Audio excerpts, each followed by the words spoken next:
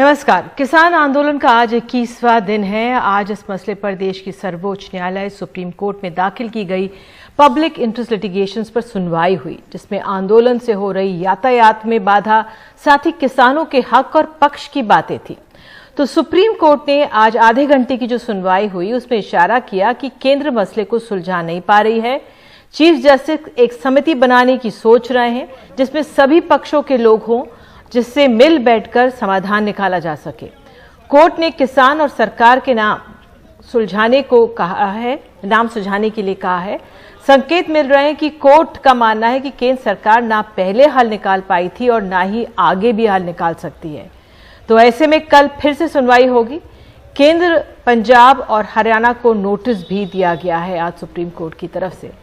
और किसानों से जुड़ा एक और मसला था कि सरकार की कोशिश खुद को किसानों के साथ दिखाने की भी है। इसी के तहत आज एक ऐलान भी हुआ। ये आप सुप्रीम कोर्ट का वो देख रहे हैं, जिस तरह से आज सुप्रीम कोर्ट में 3 याचिकाएं आई और उस पर आज किस तरह से आधे घंटे का विचार विमर्श हुआ। और सुप्रीम कोर्ट की ओर से एक इशारा है। सुप्रीम कोर्ट ने एक लिस्ट मांगी है जो एक समिति में लोग शामिल हो सकते हैं। इसमें किसान संगठन भी होंगे, सरकार की तरफ से होंगे और अनुभवी लोग भी उसमें शामिल हो सकते हैं। तो इस पर अभी बता दें, एक अहम बैठक चल रही है, किसान संगठनों की इमरजेंसी बैठक। हमारी कोशिश थी कि कोई किसान नेता हमें मिले, लेकिन बहरहाल लेकिन एक बड़ा ऐलान हुआ है। वो आपको बता दें कि चीनी के निर्माताओं को निर्यात में सब्सिडी है और सब्सिडी के लिए 3,500 करोड़ का प्रावधान है। केंद्रीय मंत्री प्रकाश जावड़ेकर ने इसका ऐलान करते हुए कहा है कि चीनी निर्यात पर से सब्सिडी सीधे किसानों के खाते में जाएगी और आज कैबिनेट की मंजूरी में बैठक दी गई है। तो हम सीधे चलते हैं अपने सहयोगी शरद शर्मा के पास, जो कि इस समय सिंघू बॉर्डर पर हैं, जहां पर किसान संगठनों की इमरजेंसी अहम बैठक चल रही है। जी शरद, इस समय क्या विचार विमर्श वहां पे चल रहा है सुप्रीम कोर्ट में आज जब ये मामला आया, और ऐसा लग रहा है सुप्रीम कोर्ट के केंद्र तो मामला सुलझा नहीं सकती, तो एक समिति बनाने की ओर सोच रही है। तो उस लिहाज से किसानों में क्या बातचीत चल रही है? देखिए, अभी अलग अलग विचार निजी स्तर पर निकल के आए हैं। किसान जो अलग अलग संगठन हैं उनके एक विचार ये है कि इस बातचीत में ज़रूर शामिल हुआ जाए, क्योंकि बातचीत से बचना जो है किसी बात का हल नहीं होगा। तो दूसरी तरफ ये भी कहा जा रहा है कि समिति तो पहले भी बनाई गई थी, उसका कोई हल नहीं निकला और इस समिति का कोई मतलब नहीं है। तो अभी पहले जो पंजाब के संगठन हैं वो अभी बैठक कर रहे हैं कि सुप्रीम कोर्ट ने अगर ये बात कही है तो इस पे एक राय क्या होनी चाहिए। उसके बाद फिर जो संयुक्त मोर्चा है किसानों का, उसकी बैठक होगी। और इस पे क्योंकि सुप्रीम कोर्ट इस तरफ बढ़ रहा है, उसने संकेत दे दिए हैं कि कमेटी बनाने की बात हो रही है, तो अपनी तैयारी करनी है कि अगर सुप्रीम कोर्ट कहे तो पहली बात तो अगर कमेटी की बात कर रहा है सुप्रीम कोर्ट तो उस पर क्या पक्ष है, और अगर फिर जब हो ही जाए तो फिर उसमें कौन कौन से लोग होने चाहिए, अपना क्या तर्क आगे रखना है, वो किसान संगठन जो है वो अभी कर रहे हैं। क्योंकि सुप्रीम कोर्ट अगर कोई आदेश दे देता है तो किसानों के लिए भी आसान नहीं होगा उस आदेश का उल्लंघन करना। सरकार की बात का तो आसानी से उल्लंघन हो सकता है, लेकिन सुप्रीम कोर्ट की बात का उल्लंघन नहीं हो सकता। तो इसलिए अलग अलग विचार हैं, उस पर विमर्श हो रहा है। किसान हैं वो सरकार का विश्वास नहीं कर पा रहे हैं, वो भरोसे की कमी है। लेकिन किसानों को जो भी किसान ये पंजाब के बैठ के बात करें, क्या सुप्रीम कोर्ट के आश्वासन या समिति बनाने की जो बात वो कह रही है उस पर थोड़ा भरोसा दिख रहा है? हाँ, भरोसा तो है, लेकिन किसानों का ये कहना है कि अगर किसी कमेटी के चक्कर में आकर हमने आंदोलन यहाँ से खत्म किया तो फिर ये हो सकता है कि जो कमेटी होगी उसमें सरकार और किसानों के ही लोग हैं, तो ये तो पहले भी चल ही रहा था। तो सुप्रीम कोर्ट क्या मॉनिटर करेगा इस बातचीत को, ये भी थोड़ा मुश्किल लगता है। तो ये सारे मुद्दे जो इस पर चर्चा करनी है, विश्वास तो है सुप्रीम कोर्ट पे, लेकिन वो सुप्रीम कोर्ट किस तरह का निर्णय करेगा, क्या सुप्रीम कोर्ट मॉनिटर करेगा या डे टू डे इस बात की हियरिंग करेगा, कुछ देखेगा, ये अभी स्थिति साफ नहीं है। तो इसीलिए कमेटी तो आप ये मान लीजिए, अगर कमेटी नहीं भी बनी थी तो भी विज्ञान भवन में जो हो रहा था उसमें भी भी सरकार के लोग थे, उसमें किसान के लोग थे। अगर कमेटी बननी है तो बस ये हो जाएगा कि एक औपचारिक उसका ऐलान हो जाएगा और सुप्रीम कोर्ट की मोहर लग जाएगी। तो अगर केवल बातचीत होनी है तो बातचीत तो पहले भी हो रही है। तो इसीलिए किसान संगठन ये भी कह रहे हैं कि ठीक है, अगर बातचीत की बात हो रही है, कमेटी की बात हो रही है तो ठीक है, बातचीत का रास्ता बंद नहीं होना चाहिए, लेकिन आंदोलन जारी रखते हुए ये बातचीत जो है वो होनी चाहिए। लेकिन अगर सुप्रीम कोर्ट ये कह देता है कि आप पहले अपना धरना जो है वो खत्म कीजिए क्योंकि इससे लोगों को दिक्कत हो रही है, क्योंकि यही पिटीशन कोर्ट के अंदर आई थी, तो किसान क्या करेंगे। तो ये सारा विचार विमर्श हो रहा है। पहले पंजाब के जो संगठन है उनकी बैठक है, फिर संयुक्त मोर्चे की बैठक होगी और उसके बाद निकल के आएगा कि किसान अब सुप्रीम कोर्ट के फैसले के मद्देनजर क्या फैसला करने जा रहे हैं। बिल्कुल, बहुत बहुत शुक्रिया आपका इस अहम जानकारी के लिए। शरद सिंह बॉर्डर पर मौजूद हैं और बता रहे किस तरह से इस समय पंजाब के किसानों की बैठक चल रही है और सुप्रीम कोर्ट का जो रुख रहा है उसका आंकलन इस समय किया जा रहा है। तो एक और खबर किसानों के मद्देनजर आपको बता दें, जिस तरह से दिल्ली में कड़ाके की ठंड पड़ रही है, परसों 4 डिग्री था, आज सुबह 6 डिग्री था, तो रात का पारा जिस तरह से इतना कम हो रहा है, लेकिन जज्बे में किसानों की कमी नहीं हुई है, हौसले पस्त नहीं हुए हैं और किस तरह से पूरी रात काटी। हमारे सहयोगी रवीश रंजन शुक्ला की ग्राउंड रिपोर्ट देखिए।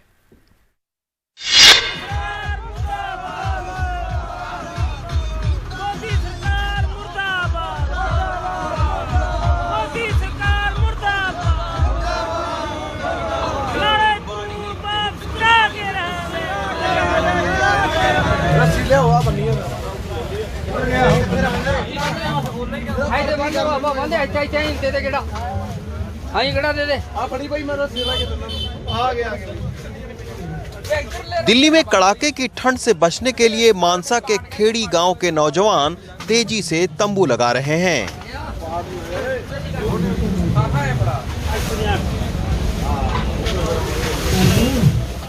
ताकि गांव से आए 2 दर्जन बुजुर्गों को कुछ राहत मिले।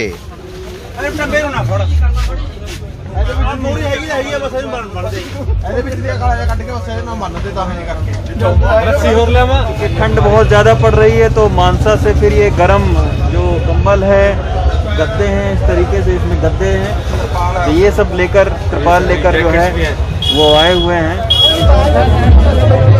कुछ ही घंटे में दिन की धूप सर्द रात में बदलने वाली है, लिहाजा तंबू और कंबल लेने के लिए भीड़ लगी हुई है। दिल्ली रोहतक राष्ट्रीय राजमार्ग पर दूर दूर तक ट्रैक्टर, ट्राली और तंबू ही नजर आ रहे हैं। किसान खाने की तैयारी में जुटे हैं और खुले आसमान के नीचे नौजवान रोटियां सेक रहे हैं। दोनों पैरों से विकलांग इकबाल सिंह भी भटिंडा के खेमड़ू गांव से आए हैं। चलने से लेकर खाने तक के लिए दूसरे साथियों के भरोसे हैं, लेकिन फिर भी 3 महीने तक धरना देने की बात कह रहे हैं। ठंड बहुत है, मोदी ने काले कानून तक बैठे इतने सड़कों पे, जिन्ना चर मोदी कानून वो नहीं करता उन्ना चर नहीं आते जी। 3 महीना राशन लेके आए, इत्थे रहांगे जी इत्थे। रात के अंधेरे में हम जब आगे बढ़ रहे थे तभी यहाँ मलोट के रानीवाला गांव का जत्था मिला। 65 साल के जसवंत सिंह अपने 20 किलो के डंडे के साथ आए हैं। 20 किलो सर्दी से बचने के लिए काजू बादाम को इसी डंडे से पीस कर खाते हैं। ये है रगड़ा, इसको देसी भाषा में बोलते हैं। और आप बताइए, 60 साल की उम्र से ज्यादा आपकी उम्र है? मेरी 65 साल पे ऊपर है जी। क्या नाम है आपका? जसवंत सिंह। अब जसवंत सिंह जी इसी रगड़े से बादाम रगड़ते हैं, सुबह सुबह पीते हैं, इसीलिए शायद दिल्ली की ठंड कोई प्रॉब्लम जमे हुए हैं यहाँ। हाँ जी, कोई ठंड नहीं, जितना देर मर्जी मोदी यहीं होना देर रवांगे। अच्छा, ये है रगड़ा। इसको उठाना भी बहुत मुश्किल, नहीं उठा सकता है। तो ये रगड़े से बादाम रगड़ कर और सुबह सुबह पीते हैं, इसलिए ठंड नहीं लग रही है। ये साड़ी 3 लाख की कोठी जिसमें रहते हैं। ट्रैक्टर के साथ लगी ट्रालियों को यहाँ के किसान 3 लाख की हवेली कहते हैं। जिनके पास ट्रैक्टर नहीं है उनके लिए इस तरह के प्लास्टिक तंबू लगाए गए हैं। तंबू और ट्राली से अलग भी सैकड़ों किसान सड़क के किनारे भी रात गुजार रहे हैं, लेकिन इन सब के बावजूद किसान हटने को तैयार नहीं है और सरकार बात करने को। मोदी साहब सुन रहे हैं तो हमारी रिक्वेस्ट है कि जल्दी जल्दी हमारा हल लगे ਅਸੀਂ ਤੇ ਹੁਣ ਘਰੋਂ ਕੋ ਜਾਈਏ ਜਾ ਕੇ ਆਪਣੀ ਖੇਤੀਬਾੜੀ ਸੰਭਾਲੀਏ। ਪੰਜਾਬੀ ਬੋਲ ਪਿਓ। ਤੇ ਜਿਵੇਂ ਅੱਜ ਉਹ ਕਹਿ ਰਿਹਾ ਕਿ ਅਸੀਂ ਬਿੱਲ ਪਾਸ ਨਹੀਂ ਕਰਨੇ ਵਿੱਚ ਸੋਧ ਕਰ ਦਿੰਨੇ ਆ, ਇਹਦਾ ਮਤਲਬ ਤੇ ਇਹੋ ਜੇ ਉਹਨਾਂ ਤੋਂ ਗਲਤੀ ਹੋਈ ਤਾਂ ਹੀ ਸੋਧ ਕਰਨਗੇ। ਤੇ ਅਸੀਂ ਹੱਥ ਜੋੜ ਕੇ ਬੇਨਤੀ ਕਰਦੇ ਹਾਂ ਕਿ ਸੋਧ ਕਰਨ ਦੀ ਬਜਾਏ ਤੁਸੀਂ ਬਿੱਲ ਖਾਰਜ ਕਰੋ ਤੇ ਅਸੀਂ ਘਰੋਂ ਘਰੀ ਜਾਈਏ ਤੇ ਅਸੀਂ ਇੱਥੇ ਬਹਿ ਕੇ ਕੀ ਲੈਣਾ। ਜਾਗੇ ਜਾਗੇ ਜਾਗੇ ਨੀ ਮੇਰੇ ਪਿੰਡਾਂ ਦੇ ਲੋਕ, ਮੈਨੂੰ ਜਾਣ ਤੋਂ ਵੀ ਵੱਧ ਕੇ ਪਿਆਰੀ ਹੈ ਆਜ਼ਾਦੀ। ਅੱਜ ਦੀ ਦਿਹਾੜੀ ਰੱਖ ਡੋਲੀ ਦੀ ਮਾਲਾ। 15 किलोमीटर में फैले इस धरने में रात के वक्त भी हजारों किसानों को कभी इस तरह का नुक्कड़ नाटक तो डॉक्यूमेंट्री भी दिखाई जाती है और भोर में जागो रे निकाला जा रहा है। दिल्ली के गिरते पारे और सर्द रात ने लोगों को घरों में दुबकने को मजबूर कर दिया, लेकिन दिल्ली रोहतक राजमार्ग पर हजारों किसानों की जो रात है वो ट्रैक्टर पर गुजर रही है। इन सब के बीच सरकार और किसान के बीच में चल रही बातचीत की गर्माहट भी खत्म हो गई है, जो सबसे बड़ा चिंता का सबब है। दिल्ली रोहतक राजमार्ग से रवीश रंजन शुक्ला, एनडीटीवी इंडिया। और रवीश की एक और रिपोर्ट है। दिल्ली के टीकरी बॉर्डर पर आज सैकड़ों किसान परिवारों की महिलाएं इकट्ठा हुई, जिनके पति, भाई या बच्चों ने कर्ज के चलते आत्महत्या कर ली है। इन पीड़ित महिलाओं ने कहा है कि पहले ही पंजाब में किसानों की आत्महत्या बढ़ रही है।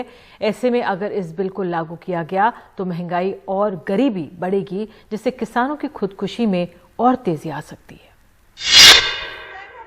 दिल्ली के टीकरी बॉर्डर पर इकट्ठा ये वो महिलाएं हैं जिनके अपनों ने किसानी या खेती के कर्ज से परेशान होकर खुदकुशी कर ली। इन्हीं में से एक मानसा की छिंदर कौर हैं। आधा किला जमीन पर खेती और मजदूरी करके इनके पति मगर सिंह अपना परिवार पालते थे। लॉकडाउन में मजदूरी छूट गई, 7 लाख का कर्जा था, परेशान होकर खुदकुशी कर ली। इन्होंने खुदकुशी की ਕਰਜ਼ੇ ਵਾਸਤੇ ਹੀ।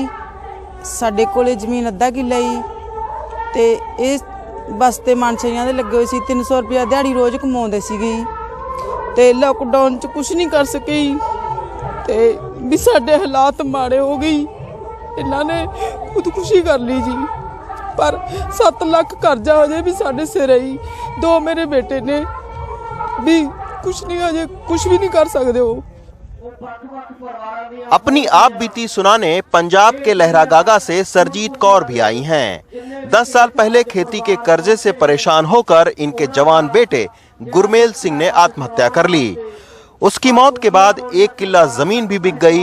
अब सरजीत कौर और उनकी बहू दूसरों के यहाँ मजदूरी करते हैं। कर्जा चढ़ गए ज्यादा, फसल हो ही नहीं, भुखे मरन वाला हीला दी, दिहाड़ियां करके खांदे थे।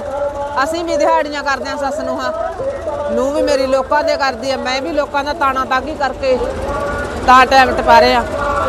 ਪਕਾ ਲਾਨੇ ਖਾ ਲਾਨੇ ਦਿਹਾੜੀ ਕਰਕੇ। ਬੇਟਾ ਹੈ ਕਿੱਲਾ ਠੇਕੇ ਤੇ ਲੈ ਲੈਂਦਾ, ਭੈਣ ਭਾਈ ਦਵਾ ਦਿੰਦੇ ਨੇ, ਗੁਜ਼ਾਰਾ ਹੋ ਜਾਂਦਾ है। पंजाब यूनिवर्सिटी की एक रिपोर्ट में कहा गया कि 2000 से 2016 के बीच 16,500 आत्महत्याएं हुई हैं। भारतीय किसान यूनियन के मुताबिक महंगे खाद और बीज की वजह से किसान पहले कर्जा लेने पर मजबूर होता है, फिर फसल की अच्छी कीमत न मिलने पर खुदकुशी कर लेता है। किसान संगठनों को अंदेशा है कि नए कृषि कानून के आने से किसानों में खुदकुशी का ट्रेंड बढ़ सकता है। ਅੱਜ ਜਿੱਥੇ ਮੋਦੀ ਸਰਕਾਰ ਨੇ 3 ਆਰਡੀਨੈਂਸ ਜਾਰੀ ਕੀਤੇ ਆ, ਉਹ ਕਹਿ ਰਿਹਾ ਹੈ ਵੀ ਇਹ 3 ਜਿਹੜੇ ਆਰਡੀਨੈਂਸ ਨੇ ਇਹ ਲੋਕਾਂ ਦੇ ਭਲੇ ਦੇ ਨੇ। ਅਸੀਂ ਮੋਦੀ ਸਰਕਾਰ ਨੂੰ ਦੱਸਣਾ ਚਾਹੁੰਦੇ ਆ, ਸਰਕਾਰ ਕਿਸਾਨਾਂ ਤਾਂ ਪਹਿਲੇ ਹੀ ਕਰਜ਼ਈ ਨੇ, ਪਹਿਲੇ ਹੀ ਖੁਦਕਸ਼ੀਆਂ ਦੇ ਰਾਹ ਪਏ ਵੇ ਨੇ। ਜੇ ਇਹ 3 ਕਾਨੂੰਨ ਪਾਸ ਹੁੰਦੇ ਨੇ, ਜਿਹੜਾ ਕਿਸਾਨ ਹੈ ਉਹ ਖੁਦ ਹੀ ਮੰਨਦੇ ਆ ਤੇ ਇਹ ਵੱਡੀ ਕਤਾਰ ਦੇ ਵਿੱਚ ਹੋਰ ਖੁਦਕਸ਼ੀਆਂ ਹੋਣੀਆਂ। एनसीआरबी का डाटा कहता है कि बीते साल 42,480 खेतिहरों और दिहाड़ी मजदूरों ने आत्महत्या की है, जो देश में होने वाली कुल आत्महत्याओं का 30% से ज्यादा है और 2018 की तुलना में 6% ज्यादा है। शायद इसी वजह से किसानों से जुड़े संगठनों को लगता है कि जब निजी हाथों में किसानों की फसल की खरीद होगी तो कीमतें मिलना और मुश्किल होगा।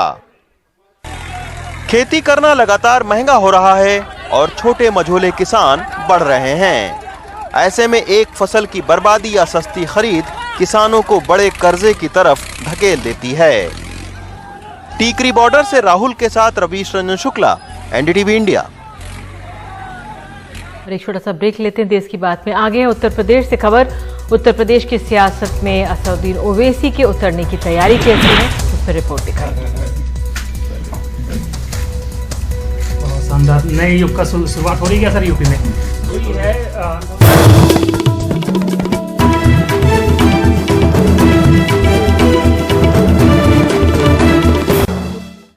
और अब पश्चिम बंगाल की चुनावी सियासत। बंगाल में अगले साल चुनावों से पहले ममता बनर्जी को बड़ा झटका मिला है। उनके विश्वस्त शुभेंदु अधिकारी ने विधानसभा से इस्तीफा दे दिया है।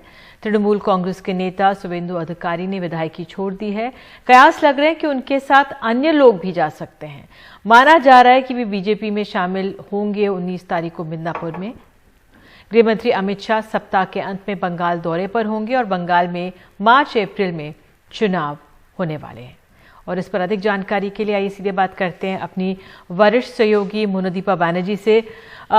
मोनादीपा, आप हमें जरा ये समझाइए कि कितना बड़ा झटका है ममता बनर्जी के लिए।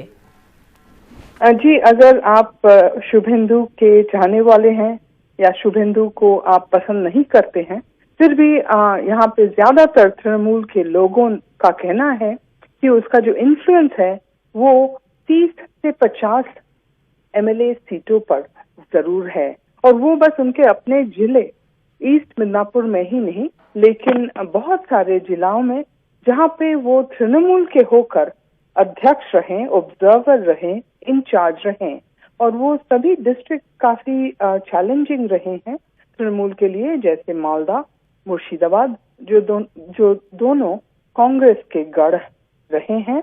और फिर बांकुड़ा, ईस्ट मिदनापुर, वेस्ट मिदनापुर, झारग्राम, ये इस बेल्ट में आपको याद होगा माओइस्ट का भी एक इम्पैक्ट था 10 साल पहले, और तभी से शुभेंदु ने उनका अपना इन्फ्लुएंस वहाँ पे खटाया था, काम किया था, और उसका काफी एक कंट्रीब्यूशन रहा था in getting these district for the Trinamool. तो इन सभी जिलों को मिलकर लोगों का कहना है तृणमूल के अंदर ही या तो 30 या 50 तक सीट पे वो इन्फ्लुएंस कर पाएंगे। अभी कुछ देर पहले मैंने उनके एक सहयोगी से बात किया जिसको रिसेंटली एक्सपेल भी किया है तृणमूल ने, और उनका कहना है कि शीघ्र ही as many as 64 MLA Suvendu Adhikari के साथ चले आएंगे। ये अगर कुछ ज्यादा ही हो फिगर, एक्सेसिव भी क्लेम हो सकता है, लेकिन शुभेंदु अधिकारी का इम्पैक्ट जो होगा इस बारे में किसी को भी शक नहीं है। बिल्कुल मोनादीपा, बहुत बहुत धन्यवाद। अगर 64 विधायक उनके साथ जाते हैं, तृणमूल से चले जाते हैं, तो वाकई में ये बहुत ही बड़ा झटका होगा चुनावों से पहले ममता बनर्जी सरकार के लिए। और अब उत्तर प्रदेश की राजनीति। बिहार की कामयाबी के बाद ऑल इंडिया इंस्टीट्यूट मजलिस इत्तेहाद मुस्लिमीन अध्यक्ष असदुद्दीन ओवैसी अब उत्तर प्रदेश विधानसभा लड़ेंगे, और इसके लिए उन्होंने आज सुहेल देव राजभर पार्टी के से गठबंधन कर लिया है और शिवपाल यादव से बात करना चाहते हैं। चर्चा तो ये भी है कि उनका बीएसपी से गठबंधन होगा, लेकिन फिलहाल उन्होंने इससे इनकार किया है। ओवैसी यूपी में साथी तलाश रहे हैं।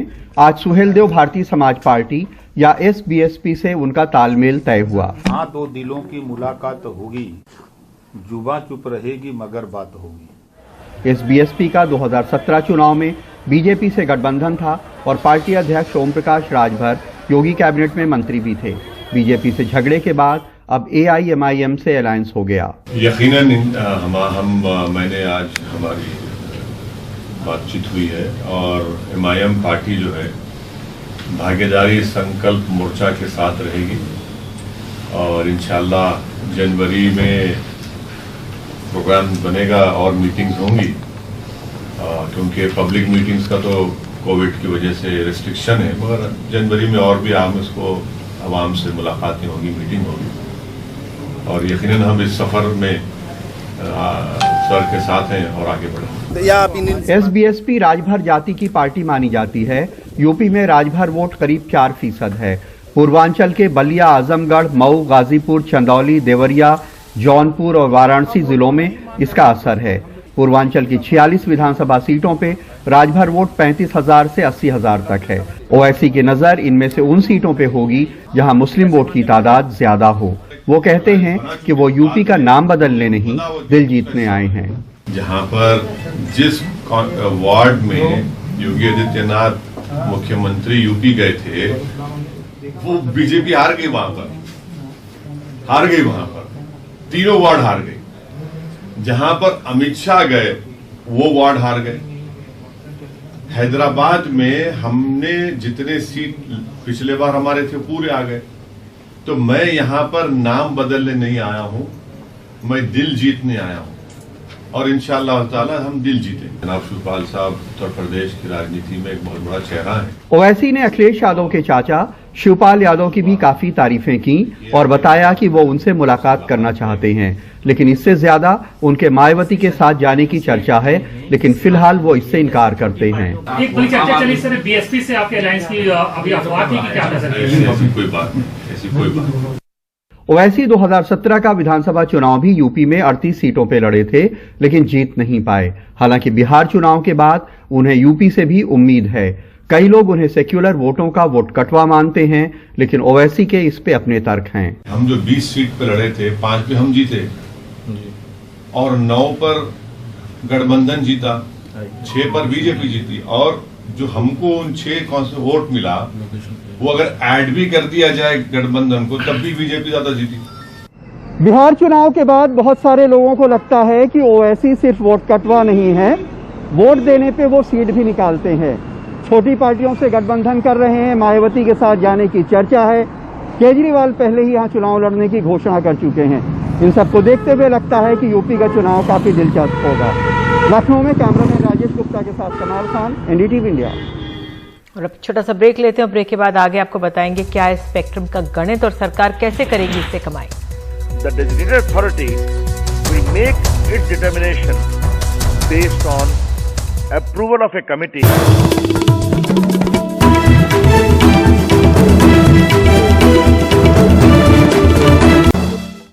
सुबह हुई कैबिनेट की बैठक के बाद सरकार ने आज एक और ऐलान किया है। कैबिनेट ने स्पेक्ट्रम की नीलामी को मंजूरी दे दी है।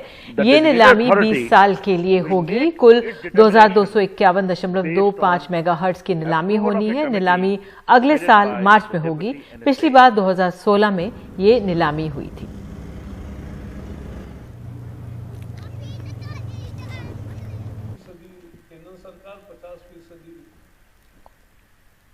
विश्व बैंक ऑफ अमेरिका, इनके बीच में भी एक सहयोग का एमओयू हुआ है। किलोमीटर 2100। स्पेक्ट्रम की नीलामी को कैबिनेट की मंजूरी पूरे टेलीकॉम सेक्टर के लिए एक अच्छी खबर है। सरकार ने यह तय किया है कि 7 अलग अलग फ्रीक्वेंसी बैंड्स में करीब 2251 मेगाहर्ट्ज स्पेक्ट्रम जो है वो एलोकेट की जाएगी, उपलब्ध कराई जाएगी टेलीकॉम प्लेयर्स को और नीलामी के जरिए इसका एलोकेशन होगा। इसका सीधा मतलब है कि भारत में जो अभी टेलीकॉम कंपनियां हैं, जो टेलीकॉम प्लेयर्स हैं, उनके पास अब ज़्यादा स्पेक्ट्रम खरीदने का एक नया अवसर होगा, मौका होगा। और ज़्यादा स्पेक्ट्रम उपलब्ध होने का सीधे मतलब है कि जो टेलीकॉम प्लेयर्स हैं वो और ज़्यादा ग्राहकों को अपने नेटवर्क के साथ जोड़ सकते हैं। जो उनके मौजूदा ग्राहक हैं या जो नए ग्राहक होंगे उन्हें और बेहतर फ़ोनिंग की सुविधा या फिर इंटरनेट और डाटा सर्विसेज की सुविधा मुहैया कराना संभव होगा। बेहतर स्पीड होगी। सुविधाएं मोटे तौर पर जो टेलीकॉम सेवाएं हैं उनकी गुणवत्ता में और स्पीड दोनों में काफ़ी सुधार की उम्मीद है। और सबसे महत्वपूर्ण बात, सरकार ने तय किया है कि इस पूरी प्रक्रिया की जो रिजर्व प्राइस है वो करीब 3,92,000 करोड़ रुपए की होगी। यानी कोरोना संकट के इस दौर में सरकार के लिए राजस्व की कमाई का भी एक नया और बड़ा रास्ता इस प्रक्रिया के जरिए खुल जाएगा। दिल्ली से मोहम्मद के साथ हिमांशु शेखर, एनडीटीवी इंडिया। और एक छोटे से ब्रेक के बाद आपको बता दें, 50 साल बाद करीब 1971 की जंग में लापता सैनिक का पता चला है।